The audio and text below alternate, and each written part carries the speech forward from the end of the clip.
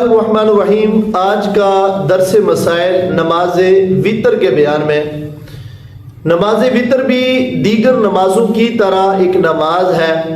اس کے پڑھنے کے اندر تھوڑا سا فرق یہ ہے کہ نماز وتر کی تیسری رکعت میں جب قرات مکمل کر لیتے ہیں یعنی سورہ فاتحہ پڑھ لیتے ہیں، اس کے بعد سورت ملا لیتے ہیں، تو سورت ملانے کے بعد کانوں کے برابر ہاتھ اٹھانا اور اللہ اکبر کہنا یہ واجب ہے۔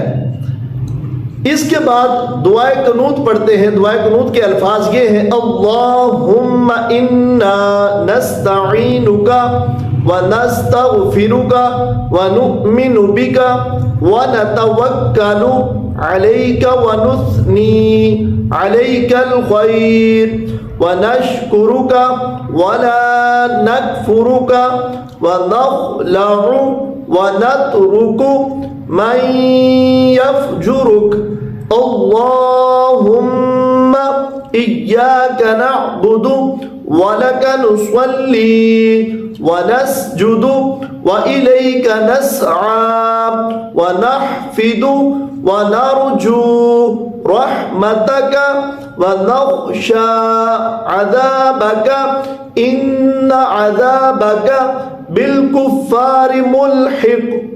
یہ الفاظ اگر کسی کو یاد نہ ہو تو یہ الفاظ یاد کریں۔ اگر جو روزانہ کی بیس پہ ایک لفظ یاد کریں، ان کو یاد کریں، اور جب تک یاد نہ ہو تب تک مختلف دعائیں جو دعائیں معصورہ ہیں قرآن و احادیث کے اندر آئی ہیں وہ پڑھ سکتے ہیں، جیسا کہ مشہور دعا ربنا آتنا فی الدنیا حسنۃ وفی الآخرۃ حسنۃ وقنا عذاب النار۔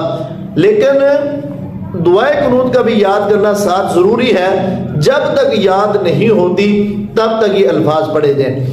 اگر دوران نماز دعائے قنوت رہ جاتی ہے یعنی تیسری رکعت میں بندہ سورہ فاتحہ پڑھنے کے بعد سورت ملانے کے بعد یاد نہیں رہتا اور رکوع کے اندر چلا جاتا ہے، تو اب اس بندے کے لیے نماز کا کیا حکم ہے؟ یاد رکھیں، اگر غلطی سے رکوع کے اندر چلا گیا تو اب واپس پلٹنے کی ضرورت نہیں ہے، نماز کو اسی انداز سے جاری رکھے، آخر میں سجدہ سہو کر لے۔ چونکہ یہ واجب ہے اور واجب کے چھوٹ جانے پر سجدہ سہو کرنا ہوتا ہے، آخر میں سجدہ سہو کر لے تو نماز مکمل ہو جائے گی۔ اگر سجدہ سہو بھی نہ کیا تو نماز اس کو دوبارہ پڑھنی پڑے گی۔